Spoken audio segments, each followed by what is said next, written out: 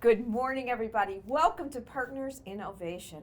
This is our ongoing series to really focus on all of our community members, people throughout the community, our staff, whoever it is that really are our partners, and really that we can learn from each other, and that everybody's got different services, and it allows us a chance to really get to know other people in the community. So today I am really, really lucky to have a very, very incredible person who runs her own senior care agency, and her name is Lauren Desky.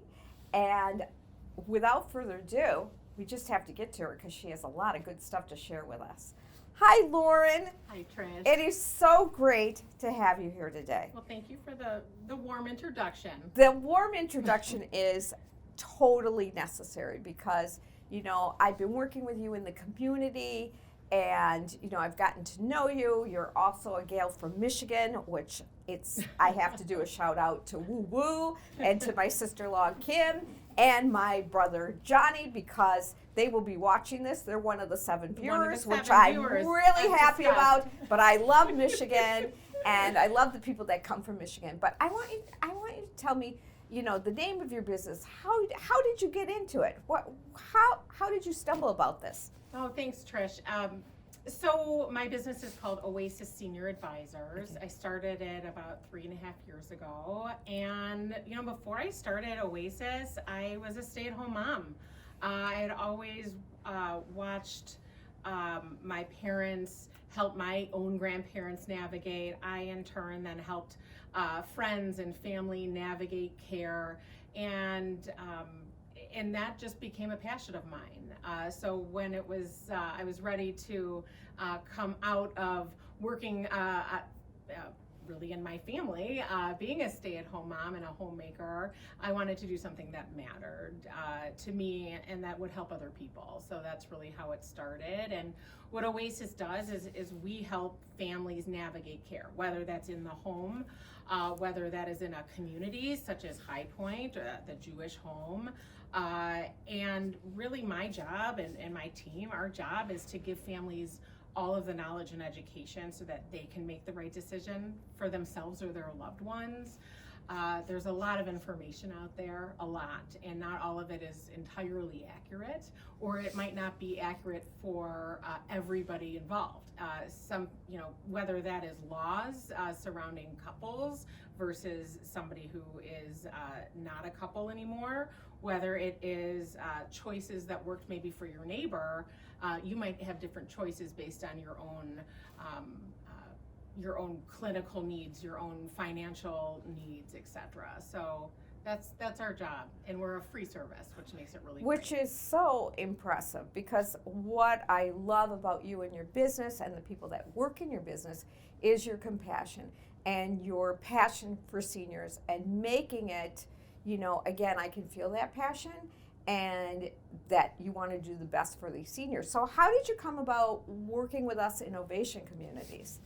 Well, I've been lucky to be a volunteer at Sarah Chudnow for many years when I first moved to Milwaukee, which was a little over 10 years ago. Wow. And really enjoyed volunteering in the memory care and in the assisted living. My children, whether they were at the Jewish day school at the time or just doing things in the Jewish community, were always coming and being part of Ovation as part of school or just coming as a volunteer. I think Ovation is such a staple in our community and in our Jewish community. And the foundation and everything that, Federation, which I'm also involved with, does in the community, my focus has always been on seniors. So Ovation was a really obvious connection for me. Oh, that's beautiful. And we're so happy that we're connected with you. It's just beautiful. How do you think, Lauren, the pandemic has really affected our seniors in our communities right now? Trish, as you very well know, it's been a minefield every day trying to keep everybody safe and everybody engaged. I think people in communities already in communities like this one during the pandemic are lucky in a lot of ways. They have care that they know will be there every day. I think that's a huge issue right now with home care. And of course, it could happen with anyone and anything, but home care not showing up and people being without care. The fact that they're in a community and they have social engagement, even in a pandemic, the social engagement's different. It's probably not a group of 100 people. It's probably much smaller, and you know, you're doing different things. But that social engagement is probably one of the most important things right now during the pandemic for anyone over, you know, the age of 55, 60. And being in an environment such as this, knowing that there are other people around, even if you are just in your apartment, knowing that there is help and that there's care around the corner is invaluable. And also it's a controlled environment, which I think is really important, of testing and being able to have medical care and assistance if you need it right away. Yeah, and it's so interesting now because the press is so, you know, the media can be a blessing and a curse at the same time. And so when I'm watching the media and I read the newspapers or how they start to badmouth the nursing homes and, you know, assisted living facilities and, you know, all the pandemic numbers, you know, we have managed to keep our pandemic, you know, our COVID numbers really, really down. And we call that a little bit of luck, but more so because of the due diligence of my staff, which is amazing. So how do you feel right now during a pandemic? Why is it important for seniors to move out of their homes? Is this a safe time to come into these facilities? You know, I'll be honest, in March and April, we were trying to help people stay at home as long as possible. Right. And even, you know, today, if Right. you can stay home and you're safe in your home and you're not isolated, Right. Because isolation leads to a lot of other medical Sure. issues Sure. as well, cognitive issues if you have, you know, sometimes something underlying. But we have learned, as we all have during the pandemic, that, you know, come June, July, August, the people at home started to really struggle with the isolation and with not having those engagements.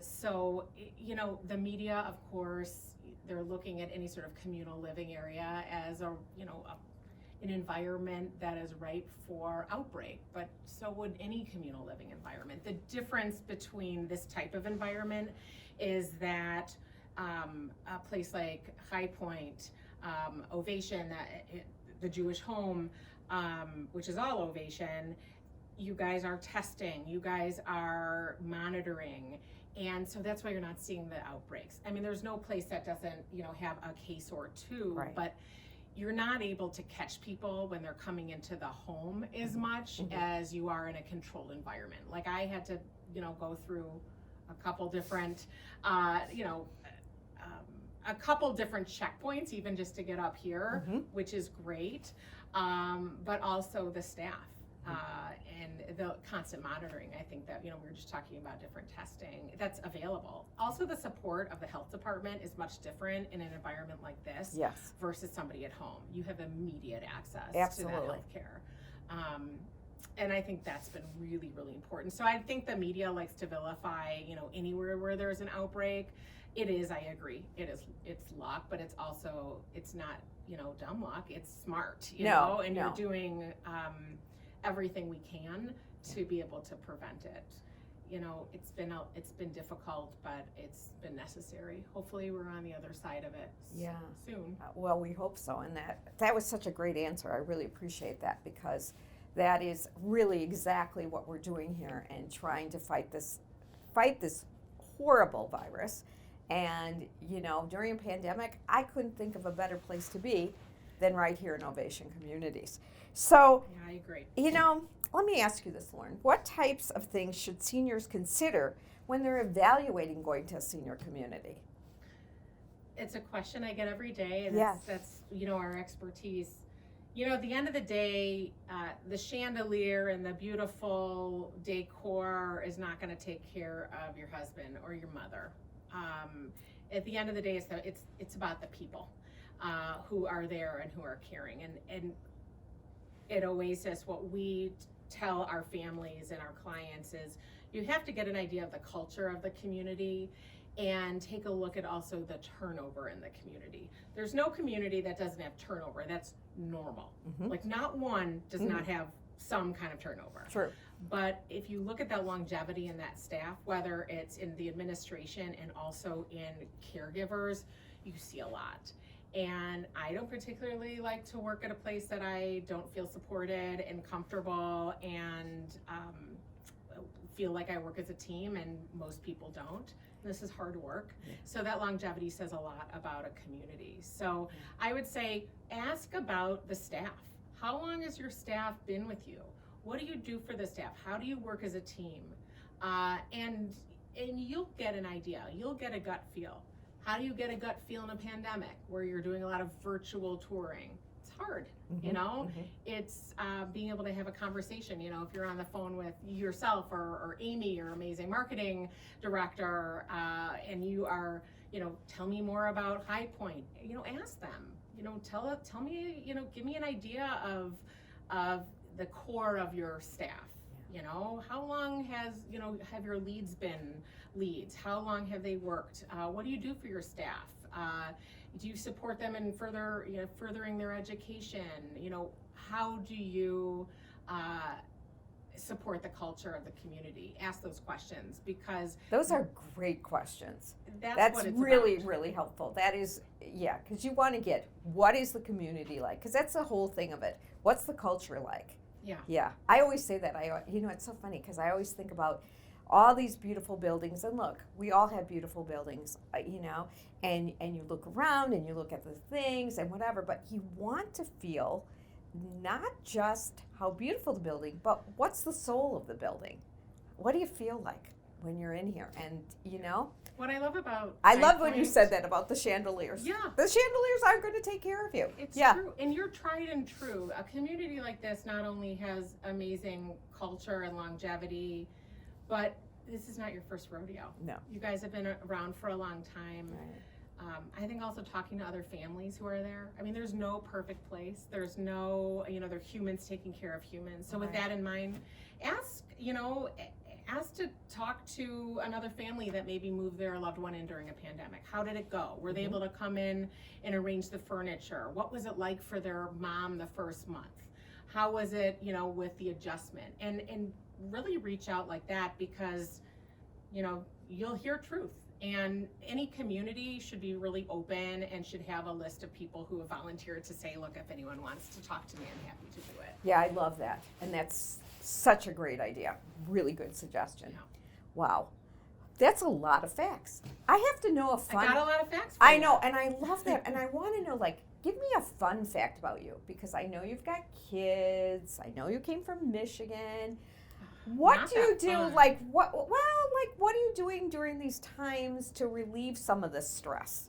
Okay, well, it took me 17 years of marriage and 2 years of, you know, so really almost like 20 years to convince my husband that we needed to have a dog. So we got a dog. We got a pandemic dog, a COVID dog, a golden doodle named Fanny. And that was a good idea for 5 minutes. It's been a lot of work. But she really kind of is been the fun in our pandemic life, you know, with kids home and learning from home. And I've gone on more hikes than I've ever known before. You know, we're a staple at the dog park. I never thought that was part of my life. But, you know, it's fun to be able to, and you know who loves the dog the most? Who do you think loves the dog the most? Your husband. Of course. Of course. And I did meet Fanny on Zoom. I saw yes, you you on did. Zoom with Yep. Fanny, and Fanny, I loved it because I didn't see the husband on your lap, but I did see the dog on your lap. Yeah. So I thought that was pretty great. She's my fourth child. I so know. I that's- could tell you're cuddling her. Yeah. Yeah. So that was a good. That is so great when It's I been see fun. that. I have friends who have been adopting during this time too, and it's like they've turned into these dog people, and it's like, or animal people. I'm like, who are you? I you know? I But that's am- wonderful. I'm one of those people. Yeah, right it's now. wonderful. Yeah. Well, I just want to thank you for your time today. Thank you, Trish, Your really. great insight. I have to tell you, this is a great learning experience. Even for me, being almost going into my 25th year today of Talk about longevity. of doing this, absolutely, because I started, Lauren, when I was 7. Yes, So it's I was just gonna say, amazing. like toddler age. Well, yeah, we had to Yeah. get the child labor laws, kind I of mean, that. Yeah. And I just thought that is just wonderful. So really, again, Thank you my for having friend me. Lauren Desky from Oasis, we are so happy to have you. And, Thank you. Feel free, anybody, to contact her. She's always available. Sometimes she's with her dog, but I've seen her with her kids, but she's always available to help. And that's what I love about your compassion, your passion for what you do really comes through. So thank you so much. Thanks for having me, Trish, and thanks for all what you guys do to continue to protect the people who are here and also to welcome in the people who are isolating at home. It's a good place to be. So Thank you. I'm grateful. Thank you. We appreciate that. Right. I just want to say, to watch more episodes of Ovation, please use the like and the subscribe to our YouTube channel. You can also find us on Facebook and LinkedIn. And as usual, we appreciate your support. Have a wonderful, wonderful day.